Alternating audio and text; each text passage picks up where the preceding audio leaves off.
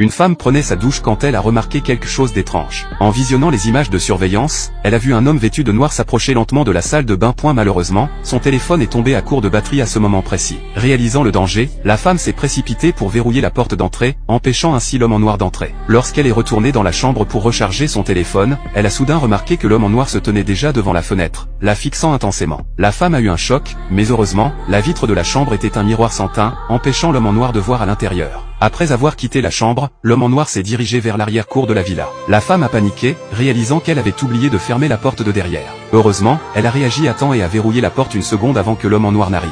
Il a tourné la poignée à plusieurs reprises, découvrant que cette porte était également verrouillée. Il s'est alors penché contre la porte, observant chaque mouvement à l'intérieur à travers la vitre. La femme était adossée au mur, retenant son souffle, n'osant pas faire le moindre bruit. C'est alors qu'elle a remarqué que l'homme en noir avait disparu. Sentant le danger, la femme s'est précipitée au sous-sol pour verrouiller la dernière porte. Puis elle est retournée dans la chambre pour recharger son téléphone. Une fois l'écran allumé, elle a ouvert les images de surveillance et a découvert que l'homme en noir n'avait pas abandonné, mais cherchait d'autres entrées autour de la villa. Si elle ne trouvait pas rapidement un moyen de s'échapper, sa vie serait en danger. La nuit venue, profitant d'un moment d'inattention de l'homme en noir, la femme s'est faufilée hors de la villa jusqu'à sa voiture, dans l'intention de s'enfuir.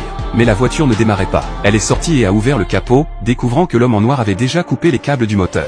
À ce moment-là, il se tenait non loin, observant chacun de ses mouvements. Terrifiée, la femme s'est précipitée dans la villa, verrouillant la porte principale. À travers la vitre, elle a supplié l'homme en noir de l'épargner, mais il n'a pas répondu. Puis, sortant un chalumeau préparé à l'avance, il s'apprêtait à faire fondre la serrure pour ouvrir la porte. Au moment où la porte s'est ouverte, la femme s'est enfuie vers la cour. Lorsque l'homme en noir est arrivé, alertée par le bruit, elle s'était cachée sous les planches du grenier, échappant de justesse au danger. De retour dans la villa, la femme a soudain réalisé que son ex-petite amie était apparue derrière elle sans qu'elle sache quand. Effrayée, elle l'a serré dans ses bras, puis lui a demandé pourquoi il se trouvait à l'extérieur de la villa.